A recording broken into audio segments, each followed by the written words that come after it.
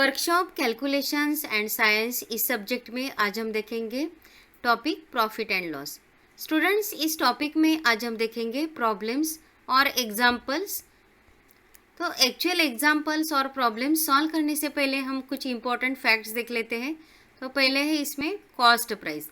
तो cost price का मतलब क्या होता है वो हमें भी पता है। मतलब अगर कोई भी चीज़ हम बाज़ार से या मार्केट से खरीदी करते हैं, जो खरीदी की हुई जो प्राइस है उसे क्या कहते हैं हम? Cost price.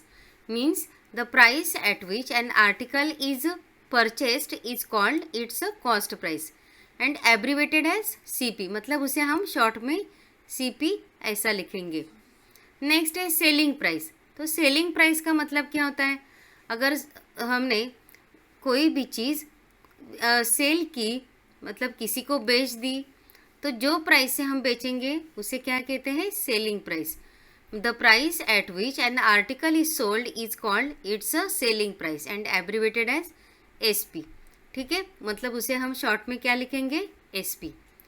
वैसे ही नेक्स्ट है प्रॉफिट और गेन। तो ये भी आप लोगों को अच्छी तरह से समझ में आता है। अगर कॉस्ट प्राइस कम है और सेलिंग प्राइस ज़्यादा, मतलब ज़्यादा प्राइस से हम वही चीज़ अगर बेचते हैं तो हमें क्या होता है? प्रॉफिट होता है। तो वही नोट कर लेते हैं। इफ़ एसपी और selling price is greater than cost price the seller is said to have profit. वैसे ही लॉस का मतलब क्या होता है? अगर सेलिंग प्राइस कम है कॉस्ट प्राइस से, मतलब अगर हमने 5000 की बाइसिकल अगर हमने 3000 में बेच दी तो हमें क्या होगा? लॉस होगा। मतलब selling price is less than cost price the seller is said to have incurred a loss. मतलब सेलर को क्या होगा? लॉस होगा। ठीक है, कुछ इंपॉर्टेंट फॉर्मूले हम यहाँ पे नोट करने वाले हैं। मतलब वही फॉर्मूले यूज़ करके हम इजीली वो एग्जांपल सॉल्व कर सकते हैं। तो देखो, पहले मतलब प्रॉफिट और गेन अगर हमें फाइंड आउट करना है तो क्या करना होगा? Selling price minus cost price, SP minus CP. वैसे हमें लॉस फाइंड आउट करना है तो क्या करना होगा? Cost price minus selling price, क्योंकि कॉस्ट प्राइस ज़्यादा रहेगा। इसके लिए हम क्या करेंगे? कॉस्ट प्राइस में से सेलिंग प्राइस को सब्ट्रैक्ट करेंगे। लॉस और gain always depends on cost price. अगर कॉस्ट प्राइस कम पे ही लॉस और गेन हम फाइंड कर सकते हैं। और प्रॉफिट और gain always expressed in percentage. तो आप लोगों ने ये भी पढ़ा होगा कि 5% प्रॉफिट हुआ, 10% प्रॉफिट हुआ, मतलब वो हमेशा हम कैसे एक्सप्रेस करते हैं? परसेंटेज में। वैसे ही अगर हमें फाइंड आउट करना है कितने परसेंट प्रॉफिट हुआ है तो हम कौन सा फॉर्मूला यूज़ कर सकते हैं? ये देखो, यहाँ पे लिखा है gain multiplied by 100 upon CP. मतलब gain multiplied by 100 upon cost price. वैसे ही अगर हमें लॉस परसेंटेज निकालना है तो कैसा रहेगा फॉर्मूला? यहाँ पे लॉस मल्टीप्लाइड बाय 100, मतलब ये जो फॉर्मूला है वैसे ही सिर्फ यहाँ पे क्या रहेगा? लॉस रहेगा। Loss multiplied by 100 upon cost price. ठीक है, नेक्स्ट फॉर्मूला मतलब सेलिंग प्राइस हमें फाइंड आउट करनी, तो उसके लिए पहले फिर से ये फॉर्मूले यहाँ पे नोट कर लिए हैं, loss percent and gain percent. तो अभी हम देखने वाले हैं सेलिंग प्राइस। अगर हमें सेलिंग प्राइस निकालनी है तो हमें क्या करना होगा? ये देखो, अगर मतलब फिर से एक बार देखो, अगर गेन परसेंट दिया है, गेन परसेंट, और हमें क्या निकालनी है? सेलिंग प्राइस, तो यही फॉर्मूला यूज़ करना है। 100 plus gain percent upon 100 multiplied by cost price. ठीक है, सेलिंग प्राइस निकालने के लिए हम ये फॉर्मूला यूज़ कर सकते हैं। वैसे ही अगर हमें लॉस परसेंट दिया है एग्जाम्पल में तो हम ये फॉर्मूला यूज़ करके सेलिंग प्राइस फाइंड आउट कर सकते हैं, निकाल सकते हैं। देखो, selling price is equal to 100 minus loss percent upon 100 multiplied by cost price. ठीक है, तो इस तरह से हम सेलिंग प्राइस फाइंड आउट कर सकते हैं। मतलब गेन परसेंट दिया है या लॉस परसेंट दिया है एग्जाम्पल में, तो सेलिंग प्राइस फाइंड आउट करने के लिए हम ये फॉर्मूला यूज़ करेंगे। तो चलो एग्जाम्पल्स देखते हैं। तो फर्स्ट एग्जाम्पल देखो, पहले एग्जाम्पल पढ़ लेते हैं। Suraj bought a bicycle for ₹7,000. He sold it for ₹900 less after 2 years. Find the selling price and the loss percent. तो हमें क्या क्या निकालना है, सेलिंग प्राइस फाइंड आउट करनी है and loss percent find out करनी है। तो यहाँ पे सेलिंग प्राइस हम इजीली फाइंड आउट कर सकते हैं। देखो सूरज ने क्या किया है, बाइसिकल खरीदी की है 7000 में, और कुछ दिनों के बाद मतलब 2 ईयर्स के बाद उसने 900 रुपीज़ लेस करके वो बाइसिकल बेच दी। तो अभी जो भी इंफॉर्मेशन दी है वो पहले हम नोट कर लेते हैं। देखो cost price of bicycle is 7000। तो यहाँ पे जो दिया है देखो, cost price of bicycle is 7000 and he sold is less 900 rupees less, मतलब 7000 माइनस 900, मतलब उसको लॉस हुआ है 900 रुपीज़ का। तो हम selling price easily find out कर सकते हैं, cost price minus loss, that is 7000 minus 900, और selling price of the bicycle is equal to 6100। ठीक है, यहाँ पे लॉस डायरेक्टली दिया है, परसेंटेज में भी नहीं दिया है, तो इसके लिए हम इजीली वो फाइंड आउट कर सकते हैं। तो वैसे ही हमें अभी क्या निकालना है, लॉस परसेंटेज। तो यहाँ पे देखो लॉस परसेंटेज निकालने को बोला है ना एग्जाम्पल में, तो हम ये फाइंड आउट करेंगे। तो इसके लिए ये फॉर्मूला यहाँ पे देखो, लॉस परसेंट का जो फॉर्मूला है, loss multiplied by 100 upon cost price, तो वो यहाँ पे हमने नोट कर लिया है, loss multiplied by 100 upon cost price. तो यहाँ पे लॉस कितना है 900, कॉस्ट प्राइस कितनी दी है 7000, तो मतलब इजीली हम वही वैल्यू सब्सटीट्यूट करके निकाल सकते हैं। तो लॉस की जगह पे हम लिखेंगे 900, कॉस्ट प्राइस की जगह पे देखो क्या लिखेंगे, कॉस्ट प्राइस की जगह पे 7000 और मल्टीप्लाइड बाय 100। ये कैलकुलेशन करने के बाद हमें मिलेगा, वैल्यू मिलेगी 12.85%, मतलब loss percent is equal to 12.85%। तो यहाँ पे वो हमने निकाल लिए 12.85%। ठीक है, तो इस तरह से ये बहुत ही सिंपल एग्जाम्पल था, और एक दो एग्जाम्पल देखते हैं।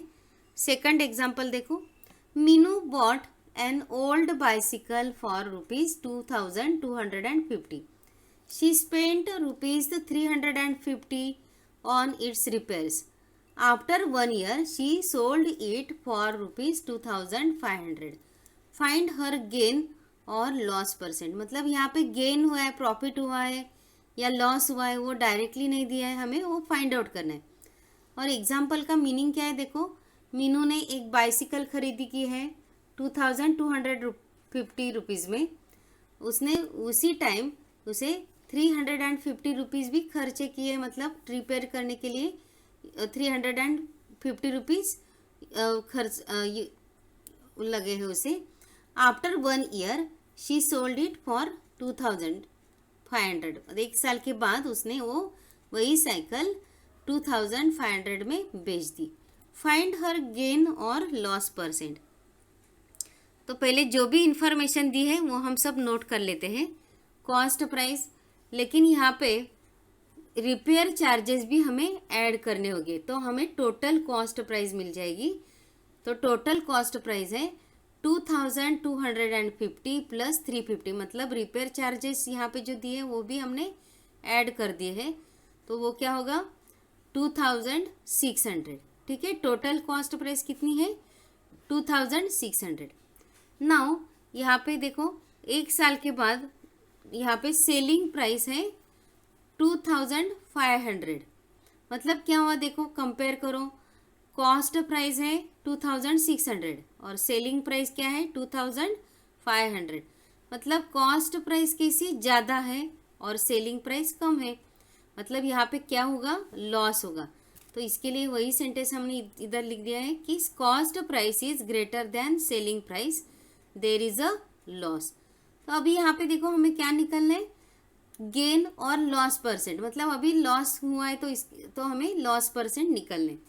तो लॉस परसेंट निकालने के लिए हमें लॉस जो है वो निकालना होगा, पहले वो है 100 रुपीज़, मतलब 2000 रुपीज़ में से 2600 में से 2500 अगर हम सब्ट्रैक्ट करते हैं, मतलब cost price minus selling price करने के बाद हमें आंसर मिलेगा 100। और यहाँ पे फॉर्मूला, मतलब जो फॉर्मूला है लॉस परसेंट का, देखो loss percent is equal to loss upon cost price multiplied by 100।